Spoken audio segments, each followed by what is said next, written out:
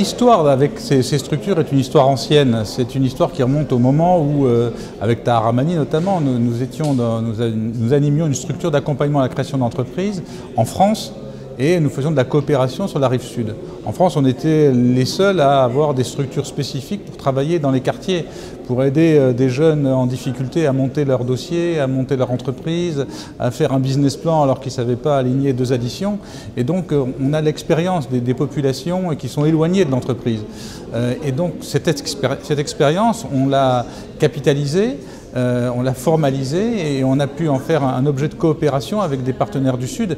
Et le bonheur de cette rencontre, c'est qu'on a des structures de différentes tailles et de différents liens. Ça peut être des structures étatiques, ça peut être des structures associatives, ça peut être des structures privées, ça peut être des cabinets conseils qui sont là.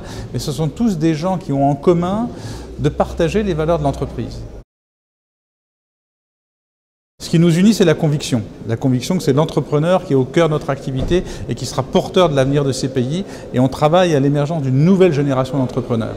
Mais les réalités de pays sont totalement différentes. Par contre, on a des choses à partager. Quand on échange, on parle de la même chose.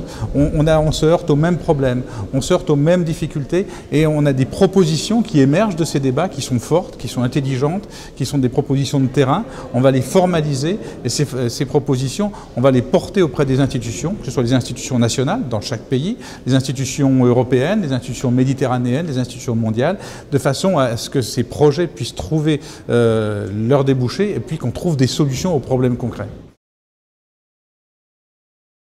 Les gens disent que le plus grand enrichissement qu'il y a, ça peut être effectivement des aides, ça peut être effectivement des appuis, mais que le plus grand enrichissement, c'est de pouvoir échanger avec des collègues d'autres pays et de comprendre qu'est-ce qui a été un succès dans un pays, quelles ont été les choses positives, les critiques, les obstacles et comment ils les ont surmontés. Donc il faut qu'on fasse vivre ce réseau parce qu'il va apporter des solutions à un certain nombre de gens, non pas parce qu'il y a des bonnes solutions et des solutions miracles, mais parce que dans l'échange d'expériences, il peut naître, on va trouver des solutions pour son propre pays.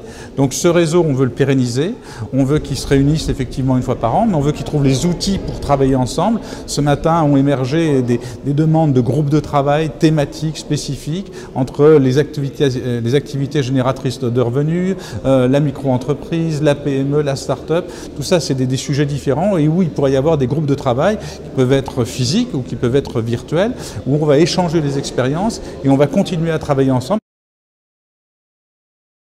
Maintenant, on s'est rencontrés une fois, on se connaissait déjà un petit peu les noms, les sigles des structures, mais là, on s'est rencontrés, on a partagé chaleureusement, parce qu'on est à Marseille, beaucoup de choses, donc on a envie de continuer à bosser ensemble, et donc je crois qu'on va avoir des groupes de travail, et puis des rencontres annuelles qui vont permettre d'avancer pour appuyer les créateurs d'entreprises.